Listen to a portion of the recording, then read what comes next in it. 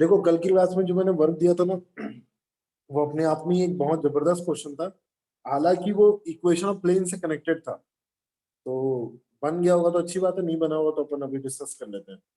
देखो जो कल की क्लास का क्वेश्चन था जो मैंने लास्ट में दिया था, टेट्राहेड्रॉन के नॉर्मली चार एजेस, सॉरी चार वर्टेक्स होते हैं, चार फेस होते हैं, सिक्स एजेस होते हैं, वन सेंटर होता है, three pair of opposite sides होते हैं, और सेंट्रॉइड ऑफ द टेट्राहेड्रन, या जिसको अपन सेंटर ऑफ द टेट्राहेड्रन भी बोलते हैं। तो ये भी हम लोग ने लास्ट क्लास में प्रूव कर लिया था। वर्टाइसेस के चारों वर्टाइसेस के वेक्टर्स को ऐड करो, डिवाइडेड बाय 4 कर दो, you will gate centre of the tetrahedron. अरे एक मिनट से मैं पीछे करो ना, फिर एक स्लाइड पीछे करो तो। अरे एक मिनट से फॉर्मूला नहीं लिखा, एक मिनट से लिखना था। तो ये स्टार्ट करना था। देखिए हमारे पास यहाँ चार, ऑब्वियसली चारों वर्टाइसेस के दिए हुए कोऑर्डिनेट्स और position vector of centre of the tetrahedron निकालना है। तो ये तो इजी पार्ट था, तो ये सबका शायद हो भी गया होगा अभी तक। तो करना कुछ नहीं है, सबके वेक्टर्स लिखना है आपको। जैसे आप इसको ए वेक्टर मान रहे हैं अगर, तो ये हो जाएगा जे कैप प्लस 2 के cap, that is a vector ना। और अगर ये बी वेक्टर है तो ये हो जाएगा अपना 3i प्लस के कैप। और अगर ये सी वेक्टर है तो ये हो जाएगा 4i plus 3j plus 6k, ये ऐसा। एंड लास्ट अगर ये डी वेक्टर है पॉइंट डी, तो ये हो जाएगा 2i plus 3j plus 2k। अब आप क्या करेंगे, चारों का सम डिवाइडेड बाय 4, तो you will gate position vector of centre of the tetrahedron. तो ये कुछ इस तरीके से ऐसा दिखेगा। सबको चारों को ऐड कर रहा हूँ डिवाइडेड बाय 4। तो जब मैं चारों को ऐड करके डिवाइड बाय 4 रहा हूँ, इसका मतलब क्या, आई कैप चारों के ऐड हो जाएंगे, जे कैप ऐड हो जाएंगे। तो 4 प्लस 2 6, 6 प्लस 3 9, तो आई आ जाएगा 9i कैप। फिर जे में आता हूँ मैं, जे 3 3 6, 6 प्लस 1 7, 7 जे कैप। फिर मैं आता हूँ के कैप, 6 प्लस 2 8 प्लस 2 10 एंड 11, ये हो गया 11 के कैप, होल डिवाइडेड बाय 4। तो ये बच्ची चीज थी, ये तो खत्म हो गई। जो सबसे ज्यादा इंपॉर्टेंट है ना, इस टाइप के वैरायटी आपको क्वेश्चंस एग्जाम हॉल में मिलेंगे। जो सेकंड पार्ट जो मैंने रखा था इसमें, कि find foot of perpendicular, a point drawn, sorry, a line drawn from point A perpendicular to the face BCD. तो लास्ट क्लास में मैंने टेट्राहेड्रन दिखाया था, तो वो एक बार और अपन लोग देख लेते हैं। टेट्राहेड्रन में ये दिया हुआ था एक,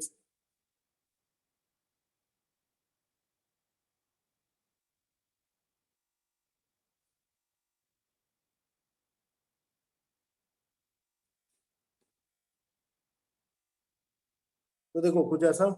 अब इसमें क्या होता था, ये टेट्राहेड्रन था हमारा, है मतलब था नहीं है ये तो इस टेट्राहेड्रन में जब हम ये पॉइंट ए से, ये फेस ये था डिनोमिनेटर, मतलब आप डाउन फेस जो बोल सकते हैं, ट्रायंगुलर फेस।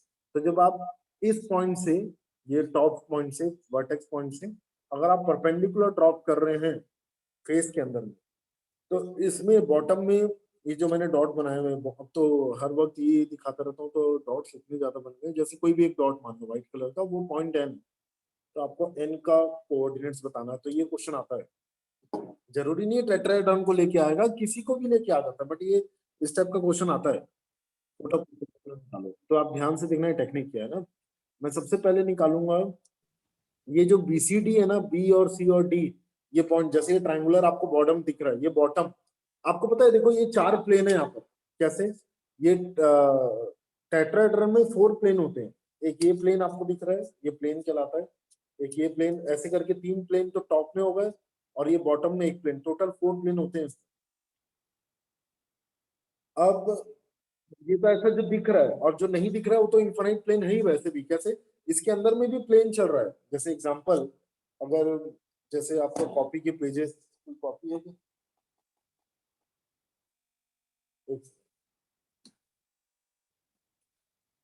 तो देखो जैसे कि ये कॉपी हो गई, ठीक है। तो इस कॉपी के ये जो पेजेस है, ये सब अपने आप में प्लेन है। ये सब हर एक पेजेस जो है ना, ये अपने कॉपी का, ये हर एक पेजेस एक अपने आप में प्लेन होता है। तो ऐसे तो आपको कॉपी में एक ये और एक ये दो प्लेन तो ऐसे भी दिख रहे हैं। और हिडन क्या है, ये अंदर की पार्ट जो पेजेस है, ये भी एक प्लेन है। तो वैसे ना टेट्राहेड्रन में ऐसा होता है कि टेट्राहेड्रन में ये जो आपको दिख रहा है ये तो प्लेन दिख रहे हैं, ठीक है, इसके अंदर भी प्लेन चल रहा है। तो फिलहाल फेस में 4 प्लेन होते हैं, तो बीसीडी प्लेन में जो पॉइंट एन आ रहा है उसके कोऑर्डिनेट्स निकालने हैं। तो उसके लिए ना सबसे पहले मैं बीसीडी का प्लेन का इक्वेशन निकालूंगा, और वो इक्वेशन ही सबसे इंपॉर्टेंट टास्क है। तो अब देखो इक्वेशन के लिए मैं क्या करूंगा, हमेशा याद रखिएगा, अभी आगे आने वाले समय में अपन जब प्लेन स्टार्ट करेंगे तब भी आपको ये बात याद करवाऊंगा मैं, कि प्लेन का इक्वेशन निकालने के लिए पूरे प्लेन का एक ही बैकबोन है, वो है प्लेन की इक्वेशन निकालने के लिए ना आपको प्लेन से परपेंडिकुलर एक वेक्टर चाहिए होता है, एक वेक्टर जो प्लेन से परपेंडिकुलर होगा, तो पहले वो निकालना रहेगा आपको। तो वो मैं थोड़ा सा आपको बता देता हूँ हम लोग कैसे करेंगे। जैसे कि ना देखिए, ये मैंने एक अपना वो बनाया हुआ था, क्या बोलते हैं हम लोग, टेट्राहेड्रन, ये ऐसा, और ये अपना ऐसा, और अगर मैं ये ले लूँ, ये नहीं, पतला वाला ले लेते हैं, तो ये अपना बैक फेस है, मतलब ये फ्रंट 3D व्यू है ना, तो इसलिए ऐसा बना रहा है। चलो, तो अब मैंने क्या किया हुआ था इसमें, मैंने बोला था कि यहाँ से मैं परपेंडिकुलर ड्रॉप कर रहा हूँ ये बीसीडी में, ये, तो मुझे ये निकालना है। तो मैं आप लोग को ये बता रहा था इसके लिए कि ये जो परपेंडिकुलर आप ड्रॉप करते हैं और ये जो पॉइंट एन अपने को मिलेगा, ये पॉइंट एन तो चलो बीसीडी में है, ये प्लेन में है, उसके लिए ना बीसीडी का इक्वेशन चाहिए। तो बीसीडी के इक्वेशन के लिए ना हमें इसका बीसीडी के परपेंडिकुलर कोई वेक्टर चल रहा है वो पहले निकालना रहेगा, ये पहला स्टेप होता है। First find perpendicular vector perpendicular to the plane BCD, तो पहला ये निकालेंगे। तो कैसे निकालेंगे, देखो बीसी क्रॉस बीडी, ये बीसी वेक्टर निकालिए, बीसी वेक्टर को बीडी वेक्टर के साथ क्रॉस कर दीजिए, तो आपको एक परपेंडिकुलर वेक्टर मिल जाएगा जो इनसे परपेंडिकुलर चलेगा एक प्लेन से, तो बीसी वेक्टर। अब देखो बी सर और सी, तो बीसी क्रॉस बीडी पैरेलल होगा ना एएन के? हाँ वो एन के पैरेलल होगा, तो ये हाँ जी, तो कहा गया बीसी वेक्टर, सी को बी से माइनस करो, 4 - 3 1, 3 - 0 3, 6 - 1 5, तो आई प्लस, सॉरी ये ऐसा नहीं लिखते, हम लोग इस पेन से लिखेंगे, आई प्लस 3j प्लस 5k, अपना ये आ गया बीसी वेक्टर। अब मैं आता हूँ बीडी वेक्टर में, तो डी को बी से माइनस कर दो, तो डी को बी से माइनस ना, 2 - 3 -1 3 और 1, -1 3 और 1, ये आ गया अपना बीडी वेक्टर, ये आ रहा है 2 -1 3 1, यस। अब ना हो, मैं निकालूंगा बीसी क्रॉस बीडी वेक्टर। अब आपको पता है इसको क्या बोला जाता है टेक्निकली, इस चैप्टर जब अपन 3D पढ़ रहे होंगे ना, तो ये बोला जाएगा कि ये एक ऐसा वेक्टर है जो बीसी और बीडी वाला प्लेन जो था उनसे परपेंडिकुलर चल रहा है, और उसका रिप्रेजेंटेशन जो बताया गया है, ये ऐसा वेक्टर है, ये वेक्टर ही है ना जो इससे परपेंडिकुलर चलेगा, और उसका रिप्रेजेंटेशन कैसे किया जाता है, नॉर्मल वेक्टर करके, एन, एन कैप नहीं है, एन है बस, तो normal vector to the plane BCD ऐसा लिखते हैं, एन के नीचे बीसीडी लिख दिया मैंने, तो ये एन के नीचे बीसीडी लिख दिया, तो इसको बोलते हैं normal vector to the plane BCD. वो कैसे निकाला मैं, बीसी क्रॉस बीडी करके, अब यहाँ लिख दूंगा आई जे और के, अब बीसी का 1 3 5 और बीडी का -1 3 और 1, ये ऐसा। बस अब आप इसको क्रॉस मल्टीप्लाई कीजिए, सिंपल, और मतलब सिंपली डिटरमिनेंट सॉल्व कीजिए। तो 3 - 15, 3 - 15 इज -12। तो सबसे पहले मैं लिख देता हूँ, देखो सबसे पहले अपने को ये काम करना है, जब भी प्लेन की इक्वेशन निकालनी है तो हमेशा इस प्लेन से परपेंडिकुलर जो वेक्टर चल रहा है वो निकालना रहता है। तो ये हो गया 12i -12i -j, and this one is 1 + 5, 1 + 5 is 6, तो ये हो जाएगा -6j, और लास्ट ये हो गया 3 + 3 दैट इज 6k। ये आ गया एक नॉर्मल वेक्टर, और इसको सिंप्लीफाई करना है ना, और अच्छा सिंप्लीफाई करना है आपको, तो नॉर्मल वेक्टर से मतलब होता है नॉर्मली, तो ये, और आपको इसको सिंप्लीफाई करना है तो आप 6 बाहर ले सकते हैं कॉमन, नहीं लेना है तो आप ऐसा भी चलेगा, ठीक है। अब ये आ गया, अब सेकेंडरी चीज होती है इक्वेशन ऑफ प्लेन निकालना। अब वो कैसे निकालते हैं देखना, take any point in the plane, ये बीसीडी में कोई भी एक पॉइंट ले लीजिए, लेट अस अज्यूम ये कोई पॉइंट आर है, उसके कोऑर्डिनेट है एक्स वाई जेड, पहले ये नेक्स्ट स्टेप है, ठीक है। अब आप ना एक काम करेंगे, कोई भी एक, देखो ये प्लेन है अपना, बीसीडी तो अपना एक प्लेन ही है ना, तो बीसीडी अपना ये प्लेन है, इस प्लेन मतलब मान लो जैसे ये रहा, ये टेट्राहेड्रॉन है, तो ये मेरा पॉइंट बी है मान लो, और यहाँ पर कोई पॉइंट एन है, तो ये बी और एन वेक्टर को मैं ज्वाइन करूंगा, बी और एन पॉइंट को ज्वाइन करूंगा तो एक वेक्टर मिलेगा। तो आपको पता है ये वेक्टर भी क्या होगा, इस ये जो अपना प्लेन क्या बोलेंगे अपन इसको, बीसीडी प्लेन है, ये वेक्टर जो आ रहा था मेरा बी आर सॉरी, अगर मैं बी और आर को ज्वाइन करता हूँ तो B R vector will be perpendicular to this N vector, ये एन वेक्टर से परपेंडिकुलर चल रहा होगा, क्योंकि ये नॉर्मल वेक्टर जो है वो प्लेन से पूरा परपेंडिकुलर, जब पूरा प्लेन से परपेंडिकुलर तो इस प्लेन में जितने भी वेक्टर आ रहे होंगे वो सब वेक्टर से ये एन वेक्टर परपेंडिकुलर ही चल रहा होगा। तो मैं क्या कर रहा हूँ, let us take a point R, let us take a point R जिसके पोजीशन वेक्टर है, रैंडम पॉइंट है ना ये, तो इसके पॉइंट आप मान लेंगे एक्स वाई जेड और उसको आप वेक्टर के टर्म्स में रिप्रेजेंट करेंगे एक्स आई प्लस वाई जे प्लस जेड के करके, ये ऐसा, ये अपना हो गया पॉइंट आर। अब हम लोग निकालेंगे बी आर वेक्टर जो उसी प्लेन में है, ये बी आर वेक्टर है ऑन प्लेन बीसीडी, एकदम प्लेन पे ही चल रहा है। तो आप बी आर वेक्टर कैसे निकालोगे, आर को बी से माइनस करके, बी का कोऑर्डिनेट क्या है 301, यहाँ मैं लिख देता हूँ रफ में 301, चलो माइनस कर देते हैं, तो ये हो जाएगा X minus 3 I cap plus plus Y minus 0 J cap plus Z minus 1 K cap, ये ऐसा लिखेंगे हम लोग। तो ये फाइनली ऐसा दिखेगा, देखो x minus 3 I cap, Y J cap और जेड माइनस 1 के कैप। अभी तक फुट ऑफ परपेंडिकुलर एन के बारे में बातचीत नहीं की अभी तक हम लोग, अभी तक तो हम लोग प्लेन में निकाल रहे हैं क्या क्या कर रहे हैं।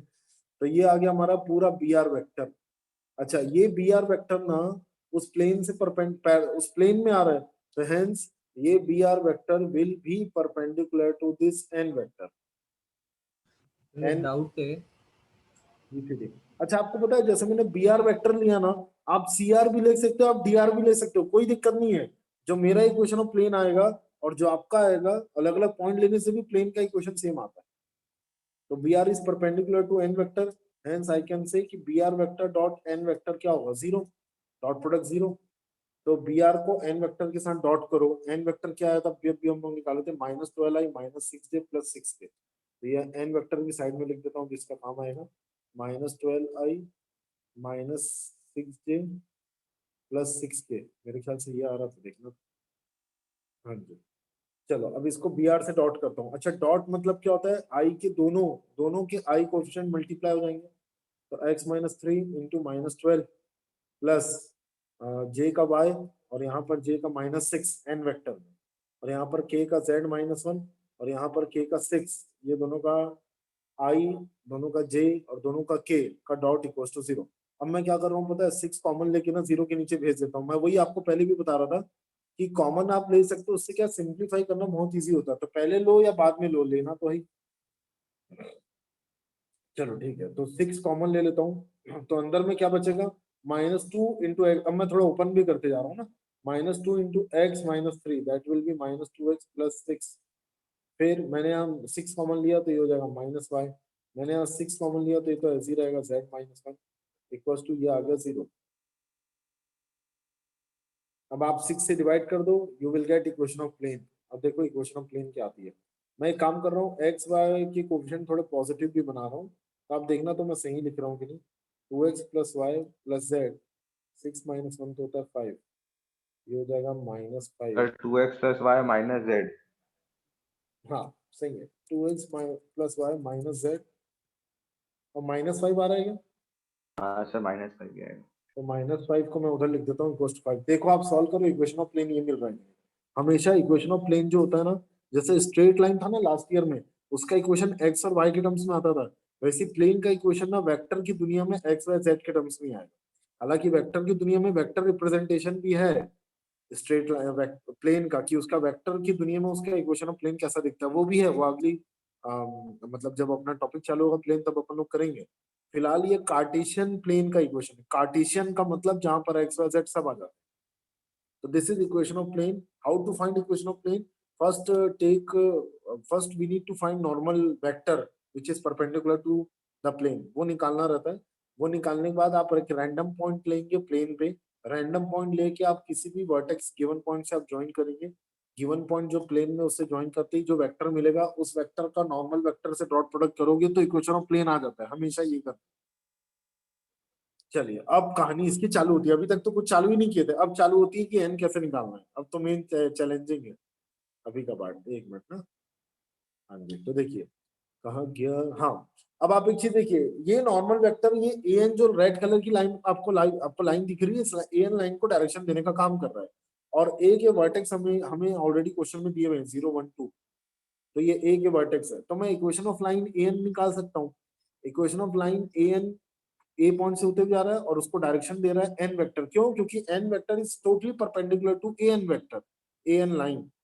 ऑब्वियसली क्योंकि ए एन भी बीसीडी से परपेंडिकुलर है और एन कैप, एन वेक्टर भी बीसीडी से परपेंडिकुलर है। That is the reason A N को डायरेक्शन देने का काम एन वेक्टर कर रहा है। तो चलिए अब कहानी चालू करते हैं, एन वेक्टर निकालने। तो उसके लिए सबसे पहले मैं निकालूंगा इक्वेशन ऑफ लाइन। पहले तो मैंने निकाला इक्वेशन ऑफ प्लेन, अब मैं निकालूंगा equation of line.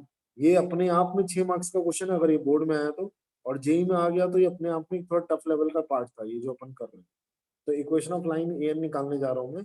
That can be found out by R vector equals to, जिससे वो पास हो रहा है 0 1 2, मतलब जे कैप प्लस 2 के कैप है, ये इससे पास हो रहा है, plus lambda times, lambda times, अब इसको डायरेक्शन कौन दे रहा था, -12i -6j +6k। तो -12i -6j +6k, ये इसको डायरेक्शन दे रहा है। एक काम करो ना आप, थोड़ा सिंप्लीफाई आपका इजी करने के लिए मैं आपको सजेशन दूंगा कि -6 को आप कॉमन ले लीजिए और लैम्डा को दे दो। लैम्डा को दोगे जैसी तो उसको आप म्यू यू से रिप्रेजेंट कर दो। -6 गया बाहर, तो ये आ गया 2i + j -k। ये ज्यादा थोड़ा सा सिंपल कर देगा आपके सर्कमस्टेंसेस को। मैंने -6 को बाहर निकाला और लैम्डा के साथ दे दिया, तो -6 लैम्डा आ गया बाहर, -6 लैम्डा को मैंने बोल दिया म्यू। कोई फर्क नहीं पड़ता, लैम्डा को म्यू से रिप्रेजेंट कर दिया तो आंसर में कुछ फर्क नहीं आता, सब वही रहता है। तो आप मुझे बताओ, ये आ गया ए एन लाइन का इक्वेशन, ठीक है। तो पॉइंट एन क्या रहेगा फिर, इसी को आप लिख दो। इस देखो अलग अलग म्यू के लिए पॉइंट एन आएगा, इसी लाइन में ही तो, यही लाइन में तो कुछ म्यू की वैल्यू रहेगी, वो म्यू को पुट कर दोगे तो पॉइंट एन आ जाएगा। तो क्यों ना मैं म्यू के टर्म्स में पॉइंट एन को लिखूं। तो मैं क्या लिख सकता हूँ, आई वाले को इकट्ठा करूंगा दैट इज म्यू, कॉमा जे वाले को इकट्ठा कीजिए दैट इज म्यू +1, ये हो गया जे वाला, कॉमा के वाले को इकट्ठा करते दैट इज 2 - म्यू। तो देखो ये एन का पॉइंट है, ऊपर वाली लाइन का कोई म्यू पे पॉइंट एन नहीं रहने वाला है। अब मेरा काम है वो कोई म्यू निकालना, वो म्यू ही निकालना। तो इक्वेशन ऑफ लाइन तो आ गया। क्या ये पॉइंट एन, क्या ये पॉइंट एन इस प्लेन को सेटिस्फाई करेगा? यस, क्योंकि ये पॉइंट एन जो है वो पीसीडी प्लेन में ही तो आता है। तो जो मैंने इक्वेशन ऑफ प्लेन निकाला था, उस इक्वेशन ऑफ प्लेन में ये पॉइंट एन को मैं पुट कर दूंगा। आई कैन फाइंड म्यू, और म्यू फाइंड करते ही मैं वापस से यहीं पर पुट कर दूंगा ये इक्वेशन 2 में, तो I can find N. This is one of the most important questions में से, ये बहुत जितना भी अपन पढ़ लो सब में से सबसे बेस्ट क्वेश्चन यही कहलाता है। एक इमेज वाला, एक ये वाला प्रोजेक्शन वाले, ये सब कैटेगरी होते हैं बहुत इंपॉर्टेंट वाले। तो चलो, this point will satisfies equation 1।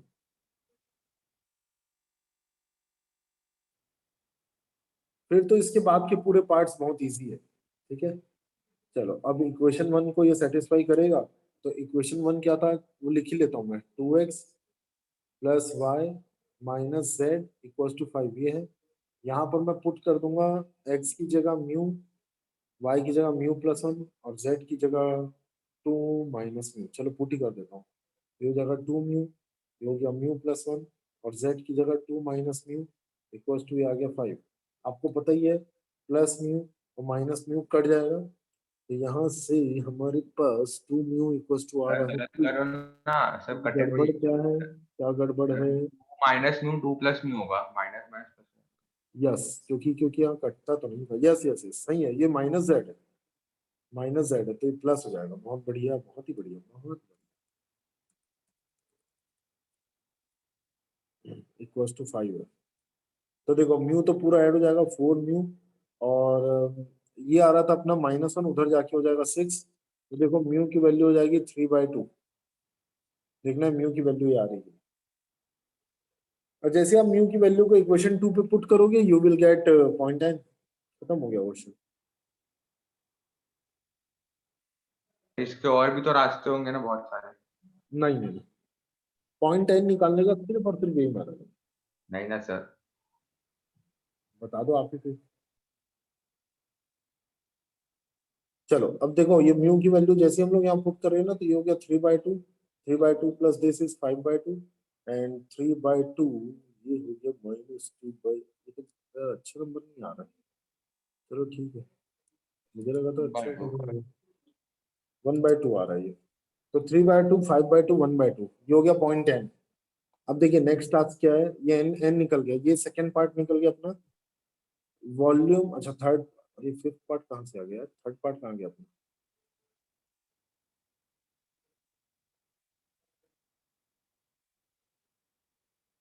एक सेकंड,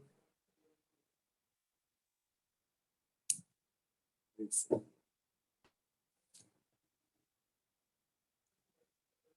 चलो मैं ही बता दूं। थर्ड पार्ट इसके बाद ना देखो थर्ड पार्ट ये था, मैं बता व्हाट देता इज डिस्टेंस बिटवीन बीडी हूँ। And third AD. पार्ट नहीं, थर्ड पार्ट में इसमें ये बताना था ए एन की लेंथ क्या होगी। ये तो ए पॉइंट है अपने पास, एन आ गया, तो अपन डिस्टेंस फॉर्मूले से ए एन की लेंथ निकालेंगे। और फिर जो था ये पॉइंट ये था 0 1 2 और एन आ गया, बहुत घटिया सा पॉइंट आया था एन, तो 3/2 5/2 और 1/2। तो आप डायरेक्टली ना डिस्टेंस फॉर्मूला यूज कीजिए तो डिस्टेंस ए एन के लिए। तो 3/2 माइनस 0 का square that is 9/4, 5/2 minus 1 that is also again 3/2 और 3/2 का स्क्वायर इज 9/4, 1/2। अरे तो बार बार वही आ रहा है क्या? हाँ यार, ये भी 9/4 ही आ रहा है। हाँ तो आपका सही है, √27/4 3√3/2 सही है इनका। चलो फोर्थ पार्ट में आते हैं, तो डिस्टेंस फॉर्मूले से आप लोग कर लोगे। फोर्थ पार्ट ये है, image of vertex A, image of vertex A in the plane. इसलिए मैं दिया, इसलिए वो इक्वेशन ऑफ प्लेन से निकाल रहे थे ये, इसके लिए image of vertex A in the plane BCD. वैसे जरूरत नहीं है प्लेन की इक्वेशन की इसमें, क्योंकि ना आपको इमेज निकालना है वर्टेक्स ए का। तो जैसे ये हमारा टेट्राहेड्रॉन था ये ऐसा, और इसका इमेज निकालना है ना हमें, ये ऐसा टेट्राहेड्रॉन था, तो इसका इमेज ये पॉइंट ए दिया हुआ है हमें, पॉइंट ए का इमेज प्लेन बीसीडी से ये ऐसा, यहाँ पर मैंने ऐसा परपेंडिकुलर ड्रॉप कर दिया और फिर जस्ट इसके नीचे इमेज निकाल दिया मैंने ये ऐसा। तो देखो वो मैं कैसे कर रहा हूँ, ये ऐसा, इसको मिटा देते हैं, ये इमेज है। अब देखिए इसको मैं बोल देता हूँ ए डैश, ये निकालना है हमें, इसको मैं बोल दूंगा ए, और ये तो था B, this one is C and this one is D. इसका जस्ट इमेज नीचे आ रहा है, तो उसके लिए पॉइंट एन चाहिए आपको, वो आ चुका है, पॉइंट ए चाहिए, वो भी गिवन है क्वेश्चन में। तो आप मिड पॉइंट के लॉजिक से ही निकाल सकते हो, बस मिड पॉइंट को लॉजिक लगा लीजिए। ए डैश के जो कोऑर्डिनेट्स है ना, आप ये मान लो उसके ए डैश के कोऑर्डिनेट की वो है x1 y1 और z1, और ए के तो आपको पता ही है 0 1 2। तो आप क्या करोगे, x1 को 0 के साथ डिवाइड करोगे 2 के साथ, और n के x कोऑर्डिनेट के साथ इक्वेट करोगे, मिड पॉइंट फॉर्मूला। n का x कोऑर्डिनेट है 3/2, 3 4 -1 3 3 4 -1, एकदम सही है। अब y1 plus 1 divided by 2 is equal to ये आ जाएगा 5/2। तो यहाँ से फिर से 2 2 कटेगा, तो y1 की वैल्यू आ गई 4, और last z1 plus 2 divided by 2, z1 plus 2 divided by 2 is equal to अपना जो n का कोऑर्डिनेट था z वाला, n का कोऑर्डिनेट क्या था यार, 3/2 था शायद, 1/2 था। तो n का कोऑर्डिनेट 1/2, उससे इक्वेट कर दिया मैंने, तो z1 की वैल्यू आ जाएगी 2 2 कटा, तो ये आ गया माइनस। तो ये आ गया अपना A dash vertex. A dash vertex is like 3 4 -1.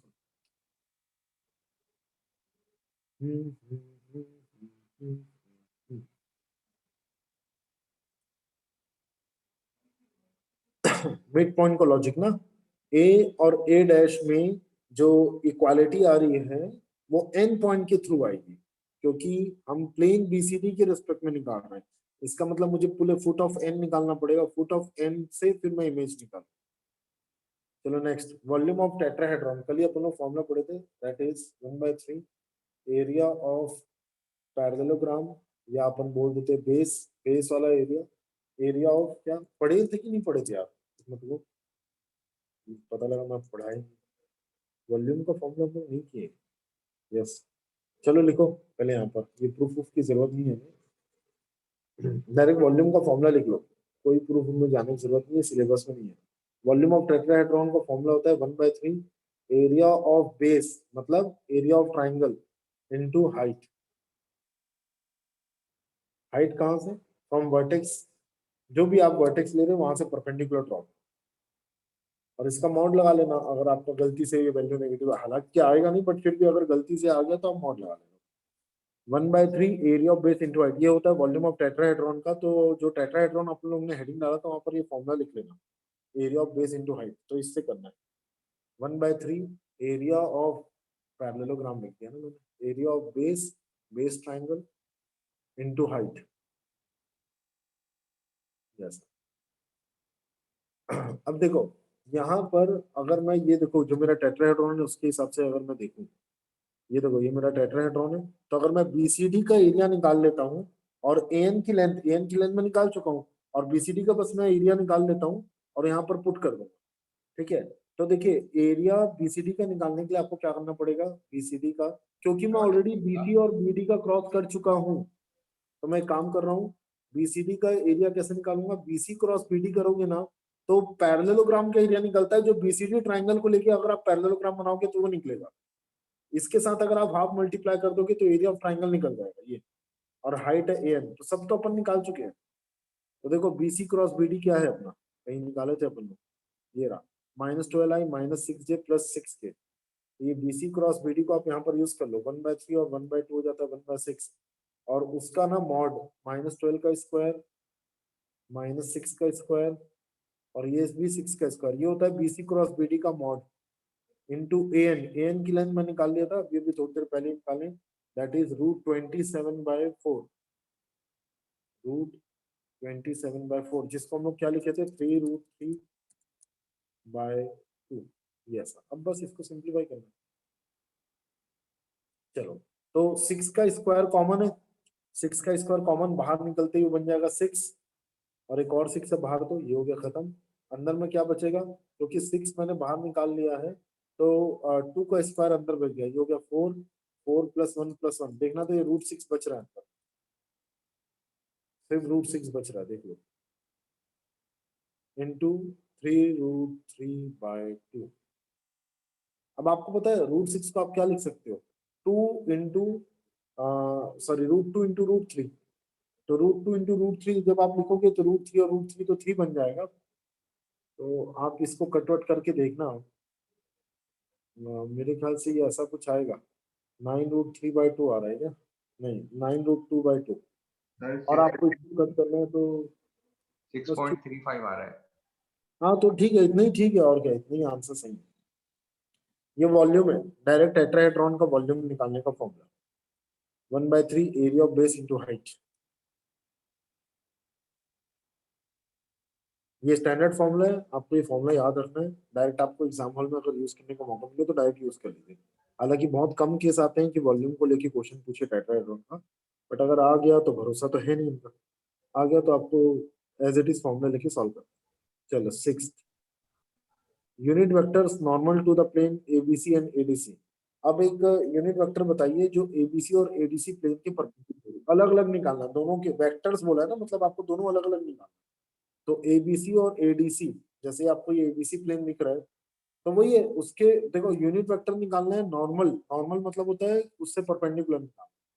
तो आपको करना कुछ नहीं है, कोई भी, मैं आपको बस बता देता हूँ ना, पहले वाले का मैं बोल देता हूँ यूनिट वेक्टर जो रहेगा वो n1 कैप है, और दूसरा वाला एडीसी का जो मैं बोल रहा हूँ वो है एक n2 कैप, ऐसा बोल। तो n1 कैप आप कैसे निकालोगे, जैसे मैंने ये निकला A B cross A C vector निकालूंगा, और उसी के मॉड से फिर मैं डिवाइड कर दूंगा। तो देखना, अच्छा किसी ने B A cross B C निकाला और B A cross B C के मॉड से डिवाइड करेगा तो भी आंसर सेम आएगा। और n2 कैप भी मैं ऐसे कर रहा हूँ, A D cross A C vector में निकालूंगा और उसी के फिर मैं मॉड से डिवाइड कर दूंगा, तो हो गया, यूनिट वेक्टर ऐसे निकल जाता है। पहले आप क्रॉस वेक्टर निकालो, क्रॉस क्यों कर रहा हूँ, क्योंकि मुझे नॉर्मल चाहिए, नॉर्मल मतलब वो प्लेन से परपेंडिकुलर, ठीक है। तो जैसे ना जैसे अपना ये टेट्राहेड्रॉन कहाँ गया है, जैसे ही हमारा एबीसी वाला टेट्राहेड्रॉन है, ठीक है, तो जैसे ही मैंने ये ए और सी को ज्वाइन किया, ए और सी को, देखो लाइक लाइक दिस, तो ये एबीसी जो आपको प्लेन दिख रहा है ना, इससे परपेंडिकुलर हमें एक वेक्टर बताना है, इससे परपेंडिकुलर, ये ऐसा,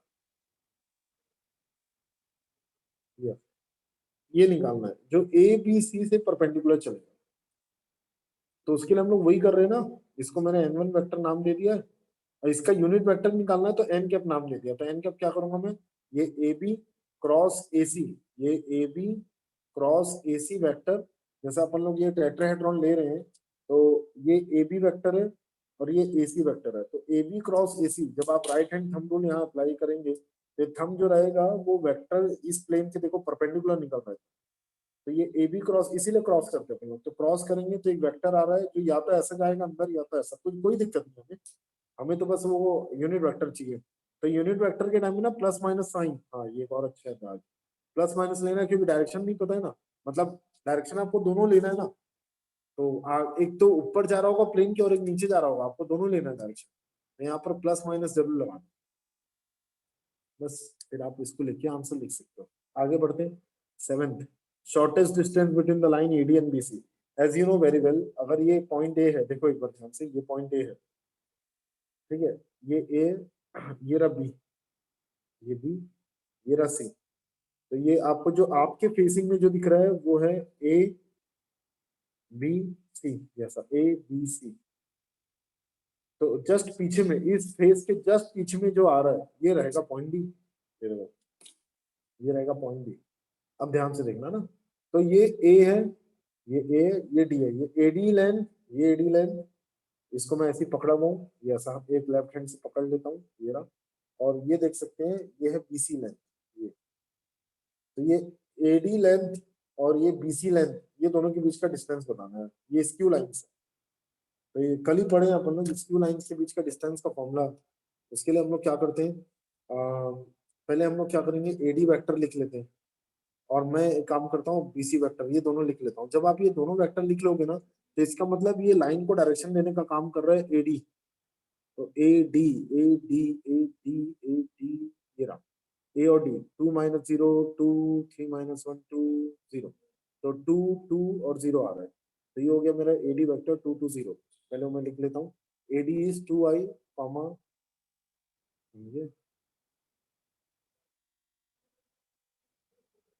स्क्यू लाइंस के बीच का डिस्टेंस निकालना था ना, एडी और ये, तो 2i कॉमा 2j, ये आ रहा है और वो आ गया 0।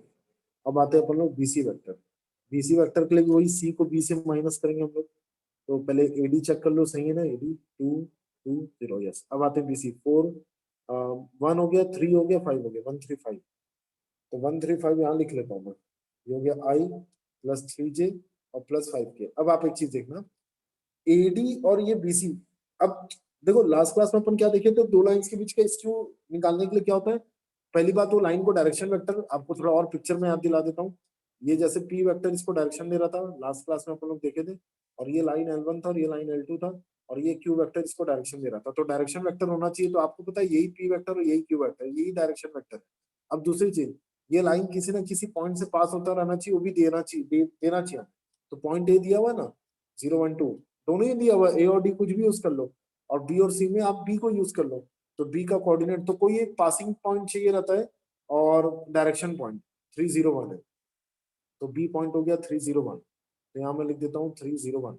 चलो अब आप लोग का नेक्स्ट टास्क होता है ए बी वेक्टर निकालना पड़ेगा जो पासिंग पॉइंट है, तो 3 - 0 i, 0 - 1 j और 1 - 2 k, ये हो गया हमारा ए बी वेक्टर। तो अब हम लोग डिस्टेंस कैसे निकालते थे, डिस्टेंस के लिए फॉर्मूला क्या होता था, जो पासिंग वेक्टर थे उनको लेके जो ज्वाइन करने से जो बना वेक्टर, उसका डॉट करूंगा मैं डायरेक्शन वेक्टर के क्रॉस प्रोडक्ट के साथ, डिवाइडेड बाय डायरेक्शन वेक्टर का जो क्रॉस प्रोडक्ट है उनके मॉड, और इसके बाहर में एक और मॉड, अगर गलती से वैल्यू अंदर की नेगेटिव आ गई तो ऐसा करने से आपका डिस्टेंस आ जाएगा। स्क्यू लाइन का फॉर्मूला बहुत इंपॉर्टेंट है भैया, फंस जाओगे आप अगर फॉर्मूला याद नहीं है तो, या टेक्निक याद नहीं है।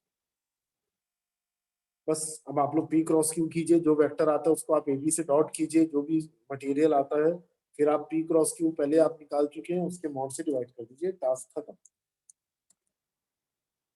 चलो पैरेललोपाइप चालू करते हैं। ये टेट्राहेड्रॉन था, इसका अगर आप डिस्टेंस देखना चाहते हो एक बार और तो देख लो।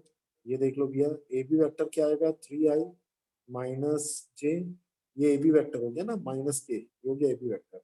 और आप पी क्रॉस क्यू आप देख सकते हैं यहाँ पर से, आई जे के डाल लो यहाँ पर, ये हो गया 220 और ये हो गया अपने पास 135। यहाँ पर से पी क्रॉस क्यू करो, देखो क्या आता है, 10 माइनस 3, 0 है वो तो, ये हो गया 10 आई कैप। फिर जे में आता हूँ मैं, तो ये हो जाएगा 10 माइनस दिस, ये आ जाएगा -10 जे कैप। फिर के कैप 3 6 माइनस 2, ये हो गया 4 के कैप। ये आ गया हमारा पी क्रॉस क्यू। इसी का मॉड से आप इधर डिवाइड कर दो, यही पी क्रॉस क्यू यही है, इसी के ही मॉड से आपको डिवाइड करना है ना, यही पी क्रॉस क्यू है।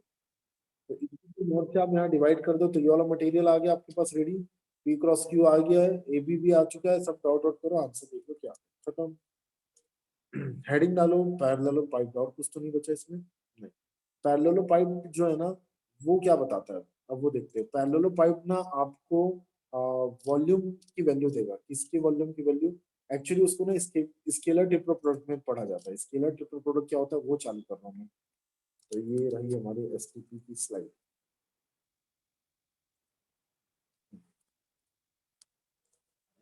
देखो, scalar triple product, one of the most important topic as far as competitive exam is concerned, but CBSE board से शायद स्केलर ट्रिपल प्रोडक्ट पढ़ेंगे तो सही होंगे। Scalar triple product one of the most important application है vectors का, इसको लेके जरूर क्वेश्चन आएगा अपने को।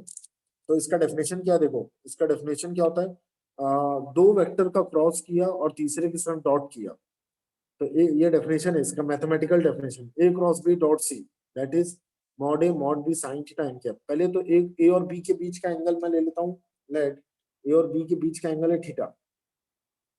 और आपको पता है ए क्रॉस बी करने पे एक वेक्टर आता है, वो वेक्टर और सी वेक्टर का डॉट हो रहा है, तो ए क्रॉस बी करने पे जो वेक्टर आ रहा है, मान लेता हूँ मैं इस वेक्टर का नाम है वी, वी या कुछ भी नाम ले लो, इस वेक्टर का नाम आप मान लो वी वेक्टर है, तो वी और सी के बीच का कुछ ना कुछ एंगल होगा, उस एंगल को मैंने बोल दिया फाई। यहाँ पर दो दो एंगल रोल प्ले करते हैं, ठीक है। तो यहाँ पर मैं लिख देता हूँ पहले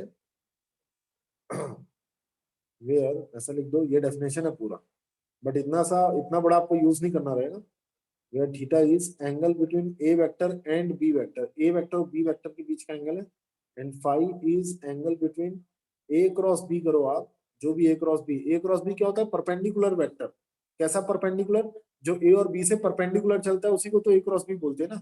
तो ए क्रॉस बी के बीच का और सी वेक्टर का, ये दोनों के बीच का एंगल है फाइव। दो अलग अलग एंगल आ रहे हैं यहाँ पर। तो ए क्रॉस बी का फॉर्मूला क्या होता है, mod A mod B sine theta N cap dot C है।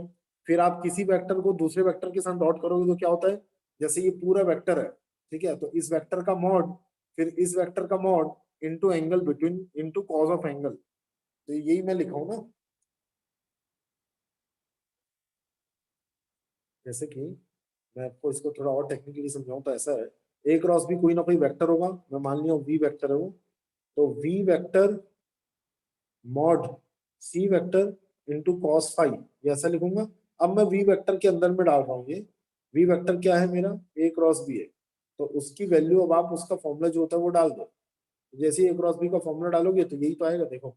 और आपको पता है मॉड के अंदर में एन कैप है, एन कैप मतलब यूनिट वेक्टर, उसका मॉड मतलब क्या होता है, वन। क्यों उसका मॉड, क्योंकि बाकी लोग कांस्टेंट है ना, मॉड ए कांस्टेंट है, मॉड बी कांस्टेंट है, साइन थीटा कांस्टेंट है, ये सब तो बाहर हो जाएंगे, मॉड के बाहर हो जाते हैं डायरेक्टली, इसका स्क्वायर स्क्वायर करके मत निकाल देना, तो ये पूरा बाहर बाहर हो जाएगा, तो मॉड एन कैप वन हो जाएगा। तो डायरेक्टली इसको हम लोग ऐसा लिख सकते हैं, इसी चीज को अगर मैं थोड़ा और फर्दर लिखना चाहूँ तो मैं क्या लिख सकता हूँ, देखो mod A mod B sine theta, ये ऐसा, क्योंकि एन कैप की वैल्यू तो वन हो जाएगी साइन थीटा, या उसको थोड़ा और अरेंज कर दूं, मॉड सी पहले आ जाएगा, फिर आ जाएगा साइन थीटा कॉस फाइव। अब कोई वेक्टर रहा ही नहीं, अब तो सब एक वैल्यू है, मॉड ए वैल्यू है, मॉड बी वैल्यू है, मॉड सी वैल्यू है, साइन थीटा वैल्यू है, कॉस सब वैल्यू है। इसका मतलब जब भी आप स्केलर ट्रिपल प्रोडक्ट लोगे, तीन वेक्टर का जब भी स्केलर ट्रिपल प्रोडक्ट करोगे, तो रिजल्ट एक कांस्टेंट आता है, कि स्केलर आता है, इसलिए यहाँ पर वर्ड बोला गया स्केलर ट्रिपल प्रोडक्ट, ये रिजल्ट एक कांस्टेंट आता है। और आप ऐसे भी देख सकते हो, देखो कैसे, ए क्रॉस बी करने पे एक वेक्टर आता है, और एक वेक्टर को दूसरे वेक्टर के साथ जब भी डॉट लोगे तो रिजल्ट हमेशा एक कांस्टेंट आता है। तो ये ऐसे भी आप खुद ही कर सकते हो, खुद ही एनालाइज कर सकते हो। Theta is angle between A vector and B vector, and phi is angle between A vector cross B vector and K cap. Remember one thing, A vector cross B cap हमेशा एक ऐसा vector होता है जो ए और B से individually perpendicular होता है। अब इसको हम लोग पैरेललोपाइड में देखते हैं। देखिए ये रहा अपना पैरेललोपाइड।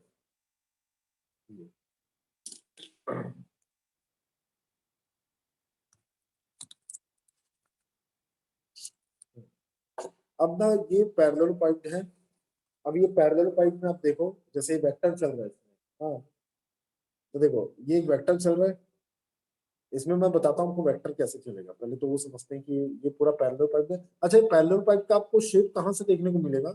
ये शेप कुछ और नहीं है, जैसे माचिस की डिब्बी जो होती है, जो कल लास्ट क्लास में आपको बता ही रहा था मैं जाने से पहले। तो माचिस की डिब्बी को अगर आप पुश कर दोगे, ये ऐसा, अगर आप इसको ऐसा ऊपर का सेक्शन निकाल लो और ऐसा थोड़ा सा धक्का दे दो, तो देखो ये जो पोर्शन आपको दिख रहा है, ये जो शेप आपको दिख रहा है, ये शेप अपना पैरेललोपाइड का ही है।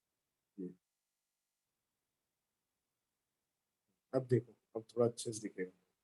तो यही शेप मैं आपको यहाँ पर दिखा रहा हूँ। चलो, ये होता है पैरेललोपाइड। अब क्या कर रहे हैं हम लोग, देखो ये देखिए, यहाँ पर मैं बोल रहा हूँ कि थोड़ा दूर ले लेता हूँ। अब देखना ना, देखिए मैं बोल रहा हूँ ये पैरेललोपाइड आपको दिख ही रहा है। ये देखो यहाँ पर मैं बोल रहा हूँ ये पैरेललोपाइड में एक वेक्टर चल रहा है, ए वेक्टर। ये यहाँ पर ये ए वेक्टर मान लो आप। ये देखो ये बी वेक्टर है, और ये देखो ये सी वेक्टर है। देखो ये सी वेक्टर। फिर से ये वाली लेंथ में ए वेक्टर बोल रहा हूँ मैं, इस टाइप की हाइट, इस टाइप की स्लैंटेड हाइट में मैं बी वेक्टर बोल रहा हूँ, और यहाँ पर मैं बोल रहा हूँ ये सी वेक्टर। ये सी वेक्टर, ये ए वेक्टर, और ये बी वेक्टर है। अब आप देखना ना, अगर ये ए वेक्टर और ये बी वेक्टर है, तो आप जैसे इनका क्रॉस करोगे, अगर आप रोटेट भी करोगे, ठीक है, आप ऐसा रोटेट भी करोगे, तो एक वेक्टर आएगा जो कि ये प्लेन से परपेंडिकुलर जाएगा, ये ऐसा, इस प्लेन से परपेंडिकुलर, ये ऐसा, ए क्रॉस बी। फिलहाल आप ऐसा देखो, फिलहाल ऐसा देखो कि ये ए और बी वेक्टर है ना, तो इनके बीच में देखो ये कुछ एंगल बन रहा है, ये, और आप ऐसा देखो, मैं ऐसे सेट कर देता हूँ, हाँ ये देखो कुछ एंगल बन रहा है यहाँ पर। ये एंगल को हम लोग बोल देते हैं थीटा। एक सेकंड ना, एक सेकंड दिखाया हूँ, तो मैं आपको थोड़ा इधर भी दिखा देता हूँ। 2D भी देखो, 3D भी देखो, दोनों चीज। ये देखो ये रहा पैरेललोपाइड। अब मैं क्या किया पता है, ये पैरेललोपाइड में ना मैंने Cartesian plane, sorry X Y Z axis को घुसा दिया, एक्स वाई जेड। तो ये देखो ये एक्स एक्सिस है, ऐसा मैंने क्या किया, इसकी एक एज लाइन को एक्स एक्सिस में लाके पटक दिया। तो ये एक्स एक्सिस दिख रही है अपने को, इधर इसके जस्ट परपेंडिकुलर ऐसे निकलेगी, देखो वाई एक्सिस, ये ऐसा परपेंडिकुलर जाएगी वाई एक्सिस, और जेड एक्सिस उसके पीछे। वो तो चलो ठीक है, बढ़िया। मैंने बोला कि ए और बी के बीच का एंगल कुछ ले लिया है हमको, हम लोग ने ले लिया वो है एंगल थीटा। तो ये वाला एंगल मैंने ले लिया थीटा, ठीक है।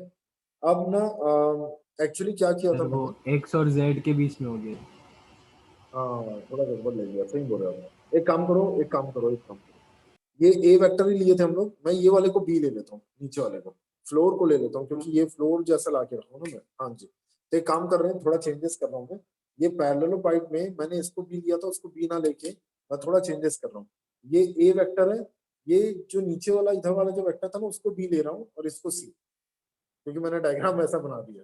ठीक है, एक ही मतलब है, बस हाँ थोड़ा इमेजिन कर लेना, ये बी हो गया, ये बी हो गया, और ये सॉरी ये वाला बी हो गया, ये, और ये सी हो गया, और ये तो ए है ही।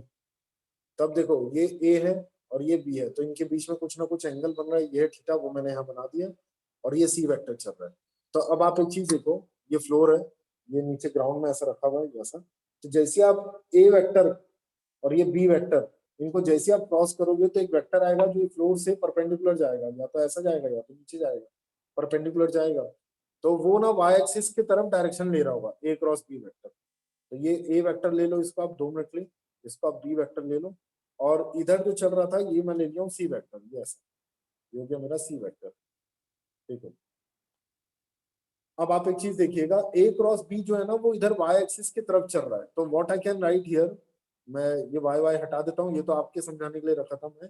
अब मैं ये परपेंडिकुलर को मैं क्या बोल सकता हूँ, that is an vector and ये एन वेक्टर कहाँ से आया है?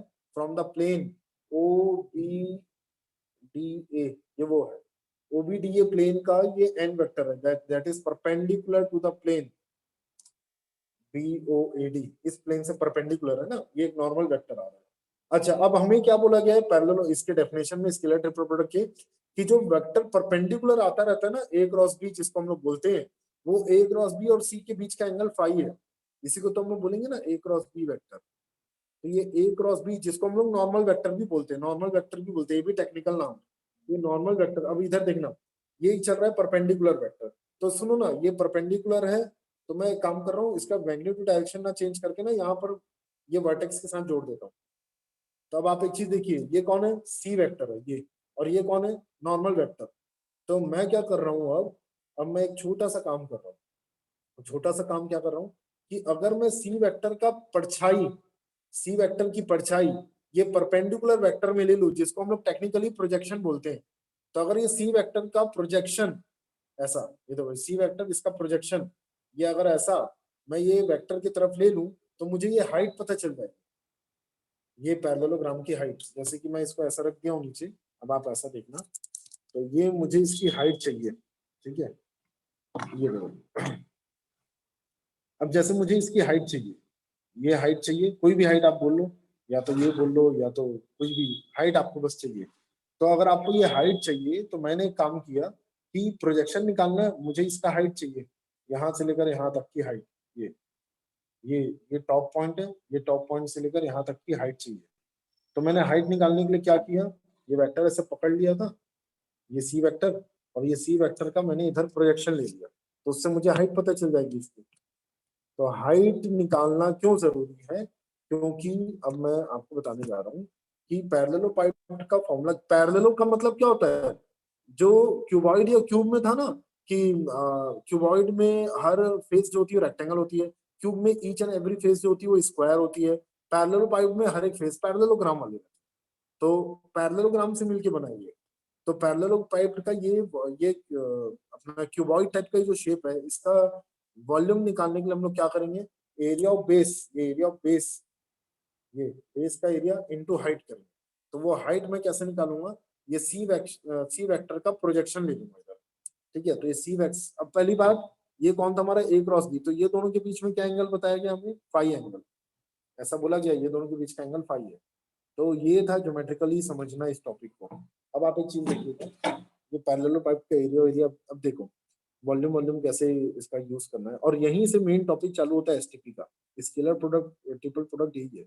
ये देखो मैंने क्या किया, इसका प्रोजेक्शन ले लिया ना यहाँ पर, ये C वेक्टर का प्रोजेक्शन, तो ये मेरी हाइट है, ये इतना, ये हाइट ऑफ द पैरेललोपाइड है। तो एरिया ऑफ पैरेललोपाइड क्या रहेगा, OA वेक्टर, ये मैं लिख देता हूँ यहाँ पर, OA वेक्टर, और ये OB वेक्टर, ये जो आपको दिख रहा है, इनका मॉड ले लो, खत्म, एरिया ऑफ पैरेललोपाइड आ गया, sorry area of the base आ गया, इसी को हम लोग बोलते हैं एरिया ऑफ बेस, यही है। और हाइट ऑफ द पैरेललोपाइड क्या रहेगा, हाइट ऑफ पैरेललोपाइड ये रहेगा अपना इक्वल्स टू H, डायग्राम ढंग से बनाना, और H को हम लोग क्या बोलेंगे, देखना ध्यान से सुनना, एक फॉर्मूला हम लोग पढ़े थे प्रोजेक्शन का, जब भी आप एक वेक्टर का दूसरे वेक्टर की तरफ प्रोजेक्शन निकालते हो, तो आप लोग ये बोल सकते हो C vector dot A vector cross B vector का कैप, ये पूरे का कैप, बट मैं इतना बड़ा बोलूंगा नहीं, इतना बड़ा याद करो, मैं आपको इजी फॉर्मूला एक और याद होगा अगर आपको, हम लोग ये भी फॉर्मूला किए थे, जिस वेक्टर का जिसके भी तरफ प्रोजेक्शन निकालोगे, तो उस वेक्टर का मॉड को cos फाई के साथ, या एंगल बिटवीन द, जो भी है यहाँ एंगल क्या है, फाई है, तो आप cos फाई लिख सकते हो। तो ये हो गया अपना projection, that is what height. तो नाउ वॉल्यूम ऑफ पैरेललोपाइड, ये लिखो, वॉल्यूम ऑफ पैरेललोपाइड, ये क्या होता है हमारा, बेस एरिया इनटू हाइट, ये स्टैंडर्ड फॉर्मूला इसका, base area into height, into height का मतलब इनटू H जैसा। अब बेस एरिया मैंने ऊपर निकाल दिया है, that is OA cross OB, है ना। तो देखो OA OA OA, चलो नेक्स्ट स्लाइड में लिखते हैं, पहले इतना लिख लो, डायग्राम बना लो। पैरेललोपाइड से ही ना क्यूबॉइड का एरिया, क्यूब का एरिया, ये सब भी प्रूफ किया गया है पैरेललोपाइड के एरिया से। सर स्क्रीन कहाँ गायब हो गई? आइए, कहाँ गए?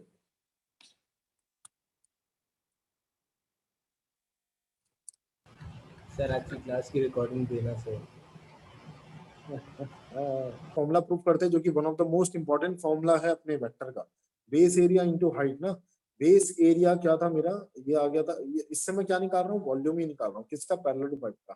तो बेस एरिया क्या था, OA क्रॉस OB वेक्टर, इसका मॉड, और इसको हाइट से मैंने मल्टीप्लाई कर दिया, हाइट है मॉड C cos फाइव। चलो ठीक है। अच्छा OA वेक्टर, OA क्या है, मतलब A वेक्टर है, और ये क्या है, B वेक्टर है, ये लो आ गया ना, यही चीज तो था। देखो ना, ओ ए वेक्टर, देखो ए वेक्टर, और ये OB वेक्टर अपना आप देख सकते हो B वेक्टर है, तो वो क्या है, A क्रॉस B तो हो गया। अच्छा A क्रॉस B का मतलब क्या हो जाता है, mod A mod B sine theta, N cap लिखने की जरूरत नहीं पड़ती है जब आपने मॉड ले लिया है, क्योंकि मॉड ऑफ एन कैप 1 होता है, ये हो गया cos फाइव। इसको अरेंजमेंट करें हम लोग, तो हो जाएगा mod A mod B mod C sine theta cos phi. तो ये क्या था, यही तो था STP of A vector B vector C vector, इसी को तो एसटीपी ऑफ एबीसी बोलते हैं। इसका मतलब तीन वेक्टर का scalar triple product volume of parallelepiped देता है। ये था ज्योमेट्रिकल मीनिंग कि A cross B dot C क्या दे रहा है, तो A cross B dot C जो हम लोग पहली पेज में लिखे थे, ये रहा, A cross B dot C volume of parallelepiped देता है। ये अपन लोग ने प्रूव कर लिया। वॉल्यूम ऑफ पैरेललोपाइप कुछ और नहीं होता, अगर आपको वो पैरेललोपाइप के तीनों एडजेसेंट साइड्स के वो पता है वेक्टर, तो आप ए क्रॉस बी डॉट सी करो, you will get directly volume.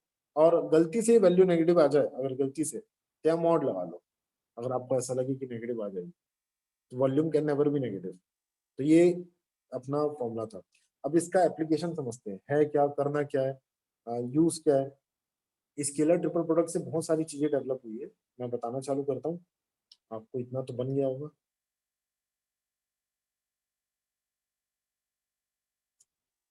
टड़ुम टड़ुम, टड़ुम टड़ुम टड़ुम टड़ुम, टड़ुम टड़ुम।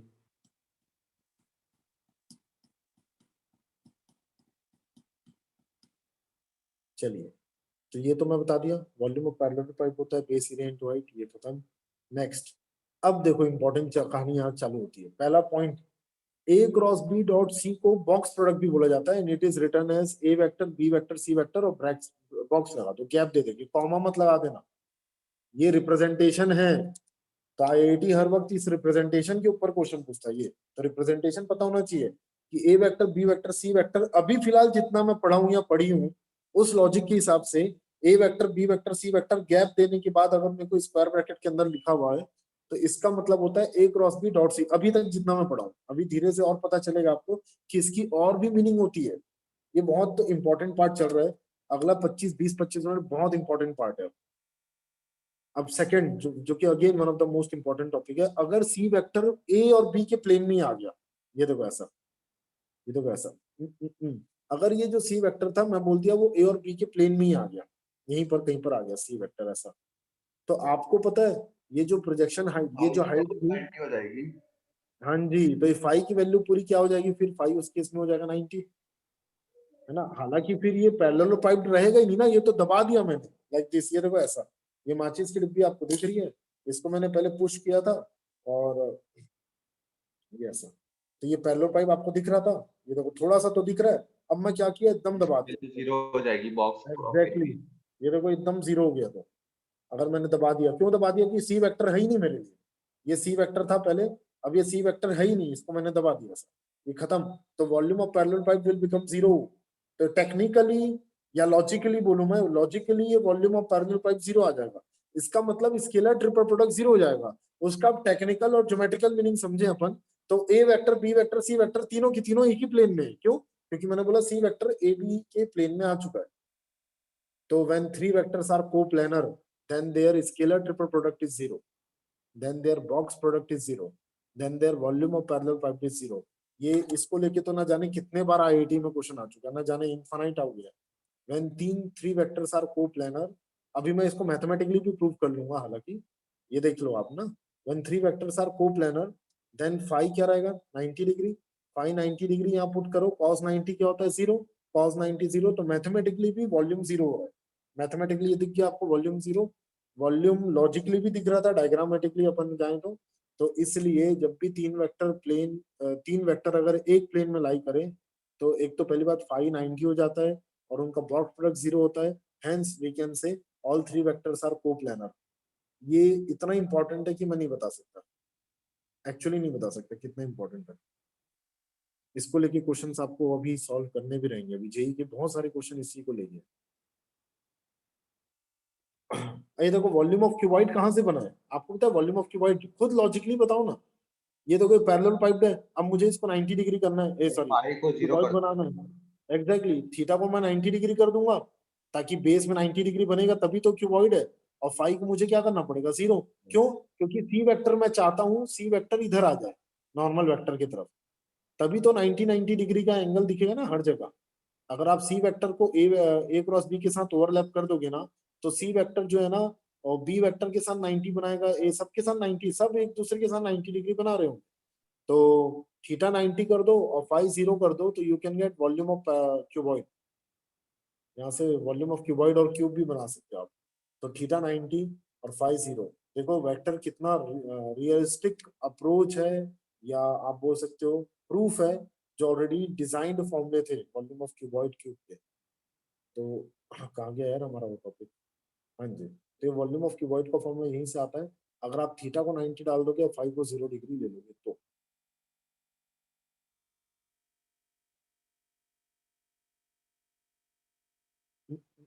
Box product भी बोलते हैं ना स्केलर ट्रिपल प्रोडक्ट को। और बॉक्स को लिखने का तरीका क्या है? जैसे ए क्रॉस बी डॉट सी लिखा है तो उसी ऑर्डर में ए वेक्टर फिर बी वेक्टर फिर सी वेक्टर, अभी तक जितना पढ़े उसके हिसाब से लिख रहे हैं।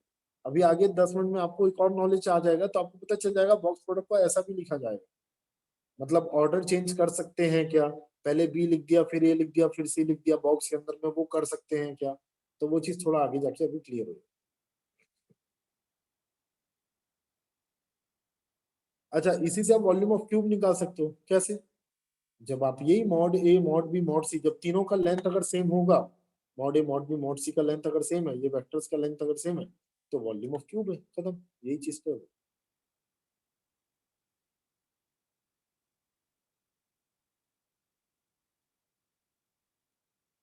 चलो फोर्थ, अरे वाह। अब तो मतलब देखो हर पॉइंट इंपॉर्टेंट है ना, मतलब पूरा बॉक्स ये एसटीपी को तो हर चीज को, ये स्केलर ट्रिपल का तो हर टॉपिक हर पॉइंट अपने आप में बहुत इंपॉर्टेंट पॉइंट है। General expression for STP, scalar triple product का जनरल एक्सप्रेशन देखिए कैसे होगा। मैं बोल देता हूँ ए वेक्टर ये है a1i plus a2j plus a3 के, बी वेक्टर ये रहा b1i b2j और सी वेक्टर ये रहा। ये पहले लिखो, इसका जनरल एक्सप्रेशन देखते हैं कि a cross B dot c mathematically मुझे क्या दिखने वाला है। a cross B dot c एक तो वॉल्यूम बताता है ज्योमेट्रिकली, और उतना बड़ा तो a cross B dot c का फॉर्मूला था, इतना बड़ा थोड़ी याद करते रहूंगा मैं, mod A mod B mod C sine theta cos phi.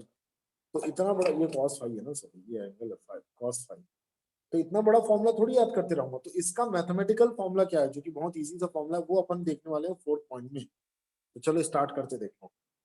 सबसे पहले आप लिखो ए cross B. A cross B आप कैसे लिखोगे?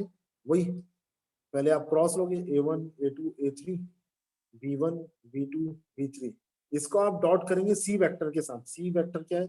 c1i plus c2j plus c3k, इसके साथ आप डॉट करेंगे। ठीक है, तो आपको इतना मेहनत करने की जरूरत नहीं, मैं डायरेक्ट रिजल्ट बता देता हूँ।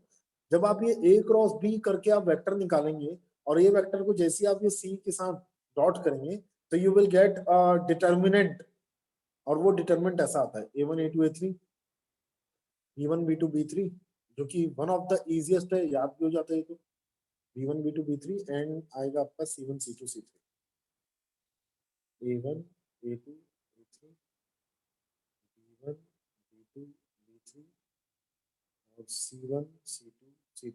आप सबको पता है डिटरमिनेंट एक वैल्यू देती है, और वैल्यू मतलब हो जाता है स्केलर कांस्टेंट। तो ये डिटरमिनेंट की वैल्यू की स्केलर ही आएगी।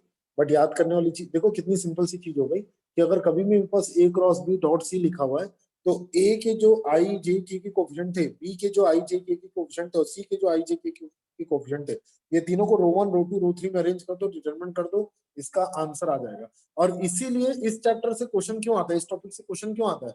क्योंकि इसमें डिटरमिनेंट का भी यूज हो रहा है, वेक्टर का तो यूज हो ही रहा है। तो जब भी दो चैप्टर्स का यूज करके क्वेश्चन जो टॉपिक बनते हैं ना, वो टॉपिक से आईआईटी हर साल क्वेश्चन पूछता है, दैट इज द रीजन। दो चैप्टर का इन्वॉल्वमेंट है क्रॉस प्रोडक्ट में। अब आपको पता ही है, जब भी दो रो आप इंटरचेंज करेंगे तो एक माइनस आ जाता है ना। तो ये देखो, ये था क्या, अगर आप एलएचएस में देखो तो ये क्या था एलएचएस में, मैं अगर ध्यान दूं तो ये ए वेक्टर, ये हो गया बी वेक्टर, और ये हो गया सी वेक्टर, ये ऐसा था। अगर मैं इन दोनों रो को चेंज कर दूं, ए रो 1 और रो 2 को आपस में चेंज कर दूं, तो आपको याद होगा डिटरमिनेंट के सामने एक माइनस आ जाता था। तो जब भी डिटरमिनेंट के सामने माइनस आएगा, तो अगर आप रो 1 और रो 2 को चेंज करोगे, तो आपको पता है वो फिर वेक्टर क्या बन जाएगा, अगर मैं दिखाऊं, सॉरी वो डिटरमिनेंट क्या बनेगा।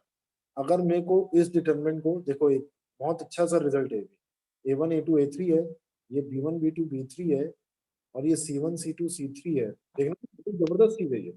रो 1 और रो 2 को मैं चेंज कर देता हूँ, तो ये B1 B2 B3 आ गया इधर, ये A1 A2 A3 आ गया, और ये C1 C2 C3 आ गया। तो यहाँ पर लगा दूंगा मैं माइनस, सभी ये दोनों इक्वल होंगे। इसी को वेक्टर की दुनिया में क्या बोला जाता है, स्केलर प्रोडक्ट में ए बी सी, क्योंकि उसी के रो 1 रो 2 रो 3 दिया हुआ है। तो फिर इसी को भी वेक्टर की दुनिया में क्या बोलूंगा मैं, बी सी ए, और यहाँ आ गया माइनस। तो ये देखो, अगर आप ऑर्डर चेंज करते हो तो एक माइनस बाहर आ जाता है बॉक्स प्रोडक्ट के।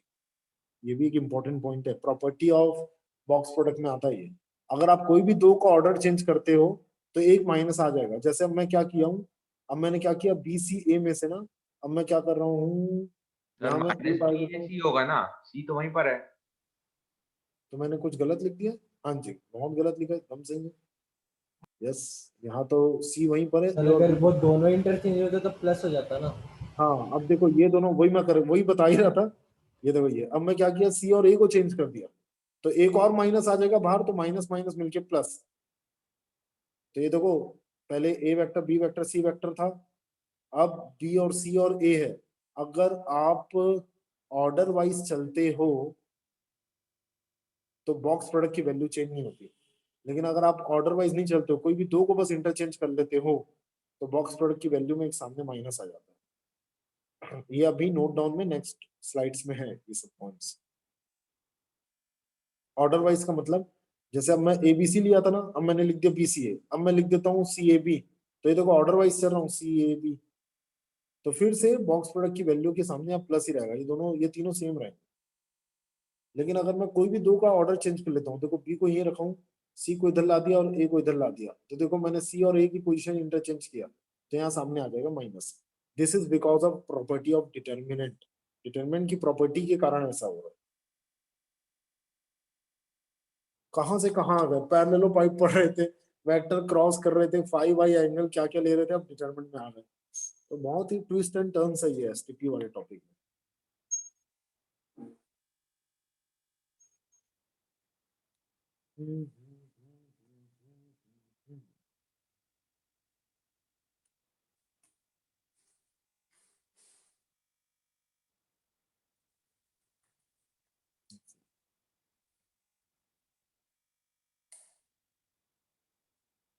चलिए नेक्स्ट नेक्स्ट नेक्स्ट कौन सा था पॉइंट, ये फोर्थ। तो अब एक चीज पता चल गई हमें, कि हम कभी भी अपने मन से, जब भी इच्छा हो रही है अपने को क्वेश्चन के अकॉर्डिंग, हम ऑर्डर चेंज कर सकते हैं बॉक्स के अंदर में। बट अपन कैसे ऑर्डर चेंज कर सकते हैं, एकदम साइक्लिसिटी मेंटेन करते हुए, कि अगर ए वेक्टर ऐसा दिया हुआ है, उसके बाद बी वेक्टर बोला गया, उसके बाद सी वेक्टर बोला गया, तो इसी ऑर्डर में आप ऑर्डर चेंज हमेशा कर सकते हो। लेकिन किसी दो को आपने बदल दिया तो माइनस लग जाएगा। तो एक चीज हमें पता चल गई। और अब दूसरी चीज फिफ्थ पॉइंट में हम लोग सीखते हैं, क्या क्या क्या, ये देखिए ये भी बहुत इंपॉर्टेंट टॉपिक है। A vector B vector C vector का बॉक्स प्रोडक्ट का स्क्वायर कर रहा हूं मैं। इसका मतलब क्या, मैं दो बार डिटरमिनेंट लिखूंगा। डिटरमिनेंट का मल्टीप्लीकेशन हालांकि मैं बताया नहीं था आप लोगों को, क्योंकि वो अपने सिलेबस में नहीं है, proper multiplication of determinants. But आपको पता है दो डिटरमिनेंट भी मल्टीप्लाई होते हैं। तो वो सब छोड़ो, कैसे होते हैं क्या होते हैं वो सब में दिमाग नहीं लगाना है। दिमाग किस में लगाना है, ये जो मैं डिस्प्ले दिखा रहा हूँ आपको, ए बी सी, ये रहा determinant A vector A1 A2 A3 B1 B2 B3 C1 C2 C3। उसकी बाजू में फिर से ABC लिख रहा हूँ मैं, A1 A2 A3 B1 B2 B3 C1 C2 C3। अब मैं क्या करूंगा, इन दोनों को जैसे मल्टीप्लाई करेंगे according to property of determinant, तो हमें इसको कैसे याद रखना है। देखो ए वेक्टर को पकड़ो, उसको ए के साथ, मैं आपको टेक्निक बता देता हूँ ना, ए वेक्टर, इधर लिख दो बी वेक्टर, इधर लिख दो सी वेक्टर। ये हो गया रो 1, रो 2, रो 3। अब तीनों के साथ जैसे यहाँ पर है, मतलब रो 1 में ना पूरा ए वेक्टर लिखोगे ऐसा, ये टेक्निक बता रहा हूँ ना मैं आप लोगों को। ये अब रो 2 में आप पूरा लिख दो बी वेक्टर ऐसा पहले, और रो 3 में आप पूरा लिख दो सी वेक्टर। ये लिखने के बाद अब तुरंत यहाँ पर रो 1 में पूरा ए के साथ डॉट कीजिए। कुछ गड़बड़ है? यस, गड़बड़ है। ए बी सी के साथ डॉट कीजिए, ए बी और ये हो गया सी ऐसा। फिर वही A B C, A B C के साथ ऑर्डर वाइज डॉट कीजिए, ए बी सी। या आप ऐसे याद कर सकते हैं कि रो 1 में ए, रो 2 में बी और रो 3 में सी लिखेंगे, फिर C1 में ए से डॉट करेंगे, C2 में बी से डॉट करेंगे और C3 में सी से डॉट करेंगे। आप जैसे याद करो, बट याद करना जरूरी है। तो एबीसी के बॉक्स प्रोडक्ट का स्क्वायर का फॉर्मूला ये होता है। और इस टाइप का जो डिटरमिनेंट आपको दिख रहा है, ये डिटरमिनेंट ये ना, इस डिटरमिनेंट का अगर आप डायगोनल एलिमेंट्स को हटा दोगे, जो डिटरमिनेंट के टाइम में पढ़े थे अपन, अगर आप डायगोनल एलिमेंट्स को हटा के Zero. देखते हो तो नहीं, जीरो ही नहीं। तो देखो ये कॉन्जुगेट पेयर सेम आ रहे हैं। देखो a dot b dot a के इक्वल होता है, ए डॉट सी डॉट ए के इक्वल होता है, और last b dot c dot b के इक्वल होता है, कॉन्जुगेट। तो जब ऐसे कॉन्जुगेट एलिमेंट सेम आते हैं ना, तो इसको बोलते हैं हम लोग सिमेट्रिक मैट्रिक्स या सिमेट्रिक डिटरमिनेंट्स। तो ये ना एक सिमेट्रिक, इसको भी लेके आईआईटी ने क्वेश्चन पूछ चुका है कि एबीसी का स्क्वायर जो है, बॉक्स प्रोडक्ट का स्क्वायर, वो कौन सा टाइप का डिटरमिनेंट बनता है, सिमेट्रिक, स्क्यू सिमेट्रिक, ऐसा भी आ चुका है क्वेश्चन। वो समय आया था जब डिटरमिनेंट का मल्टीप्लीकेशन उनके उस समय आईआईटी के सिलेबस में था। अभी तो 7-8 साल से 10 साल से हट गया सिलेबस। तो मल्टीप्लीकेशन ऑफ डिटरमिनेंट वैसे भी नहीं है, तो इसको सिमेट्रिक डिटरमिनेंट बोला जाता है। बट आपको दोनों याद रखना है। आप क्या याद रखो पता है, रो 1 में ए लिख दो, रो 2 में बी लिख दो, रो 3 में सी लिख दो। ये लिखने के बाद कॉलम 1 में ए से डॉट, कॉलम 2 में बी से डॉट, कॉलम 3 में सी से डॉट, बस ऐसा थोड़ा याद रख लो तो फॉर्मूला याद हो जाएगा। चलिए सिक्स्थ आते हैं। टन, टन, टन, टन, टन, टन, टन। अच्छा, वो स्टार्ट करने से पहले क्या है, अच्छा एक क्वेश्चन आ रहा है, ठीक है। फॉर व्हाट वैल्यू, इस टाइप के क्वेश्चन आते हैं। अच्छा, बोर्ड में भी आते हैं, आईआईटी में भी आते हैं। ये तो अब थोड़ा सिंपल हो गया, इसको थोड़ा सा हम लोग टफ बना के देते हैं आईआईटी वाले। For what value of p belongs to R the three vectors, this तीन वेक्टर्स आर कोप्लानर। तो ऐसी कौन सी वैल्यू रहेगी पी की जिससे ये तीनों वेक्टर कोप्लानर है? As these three vectors are coplanar, hence their scalar triple product is zero. तो इनका स्केलर ट्रिपल प्रोडक्ट जीरो रहेगा, जिसको हम लोग बोलते हैं बॉक्स प्रोडक्ट भी। ठीक है, तो अब आप यहाँ पर डिटरमिनेंट में डाल दो 2p-1 1 1 2 3 2 1, इसको जीरो से इक्वेट कर दो, you will get the answer. Solve करके देखना, p की वैल्यू 1 आती है। अब भी मैं पिछला आंसर आगे बढ़ गया था तो मेरे को पता चल गया है। तो इसमें डिटरमिनेंट को आप सॉल्व करके देखो, p की वैल्यू शायद 1 आ रही है।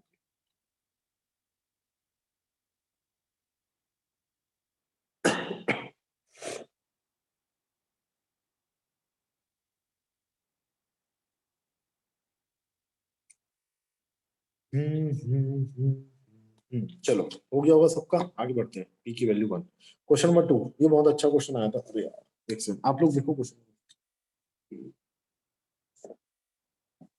एक सेकंड।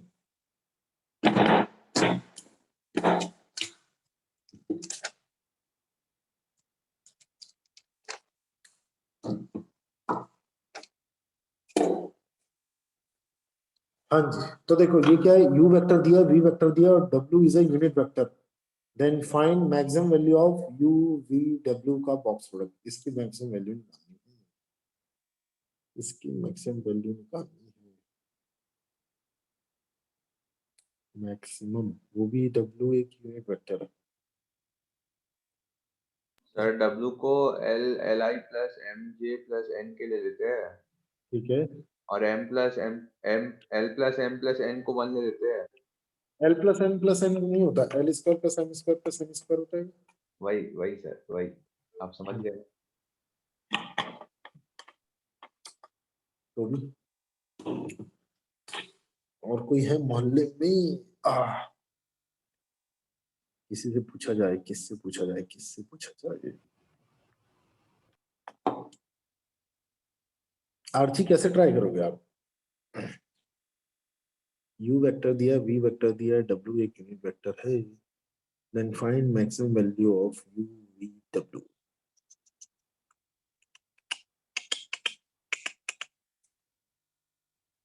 सर मेरे को सर देखो अपन लोग पहले u क्रॉस v करेंगे टाइम हो उससे। रहा है ना, एक मिनट बाकी का टाइम है, ठीक है ठीक है।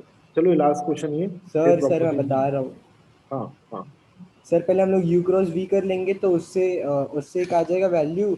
और सही है। c जो w वेक्टर है उसको हम लोग लिख सकते हैं मॉड w इंटू, सर ऐसे कर सकते हैं ना, क्या मॉड w बात है, इंटू 1। अरे बधाई हो आपको, बहुत बहुत बधाइयाँ। चलो इन्होंने पूरा आंसर करेक्ट कर दिया, हमने और बोल रहा था समझ में नहीं आ रहा है, बताओ। तो यू वी डब्ल्यू, ये जो है, नवीन आपका आंसर क्या है? सर नहीं है। नहीं आया है, ठीक है। और लक्ष्य मनीष आप लोग का नहीं है सर। नहीं आया, ठीक है। आपको पता है u क्रॉस v कोई ना कोई वेक्टर होगा, मान लेता हूँ u क्रॉस v एक a वेक्टर मान लो ना, कुछ भी मान लो अभी, चलो देखो 2 मिनट में आंसर आ जाएगा। बहुत अच्छा क्वेश्चन था, ये जेई का क्वेश्चन है, मेंस में आ चुका है ये क्वेश्चन। देखिए ये a vector dot w vector, a vector और w वेक्टर के बीच में कुछ ना कुछ तो एंगल होगा, तो a वेक्टर का मॉड w वेक्टर का मॉड इनटू कुछ एंगल इनके बीच का cos फाई। तो इसको मैक्सिमाइज करना है, अगर आपको u v w को मैक्सिमाइज करना है, मैक्सिमम निकालना है, तो cos फाई की मैक्सिमम वैल्यू डालनी पड़ेगी। cos फाई की वैल्यू होती है 1। तो बस अब आप इसका, u क्रॉस v का मैग्नीट्यूड निकालना है मतलब। हाँ जी, बस क्रॉस प्रोडक्ट करो, यहाँ पुट कर दो। उसका मैग्नीट्यूड निकाल लो। देखो तो √14 आ रहा है क्या आंसर? u और v का क्रॉस प्रोडक्ट करो, ये दोनों का क्रॉस प्रोडक्ट करो, मैग्नीट्यूड निकालो। और w का तो आपको पता है w का मैग्नीट्यूड क्या है, 1 है। तो u क्रॉस v का जो मॉड आएगा ना वो √14 आता है। ये हो गया हमारा आंसर। चलो बाकियों की क्लास चालू हो रही है, तो ठीक है, आज की क्लास यहाँ पर समाप्त करते हैं। भाई सर बहुत ज्यादा इंटरेस्टिंग है इस टॉपिक को